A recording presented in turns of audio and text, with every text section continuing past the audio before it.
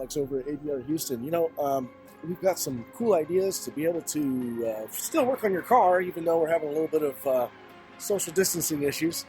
See that little box over there? It's a night drop. But we can also use it during the day if you're concerned about spreading germs or getting our cooties. Our offices are already cleaned twice a day. And we have bathrooms that are cleaner than buckets. We have online payments through our website. Heck, we'll even come and pick up and drop off your car. We can make this as painless as possible.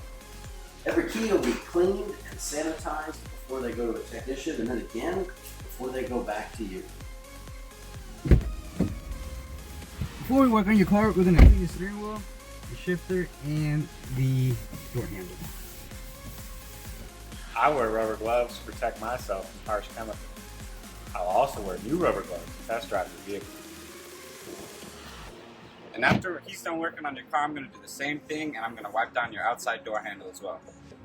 I think the person that's going to be impacted the most is Bones not getting any scratches. We're trying to adapt just as much as you are.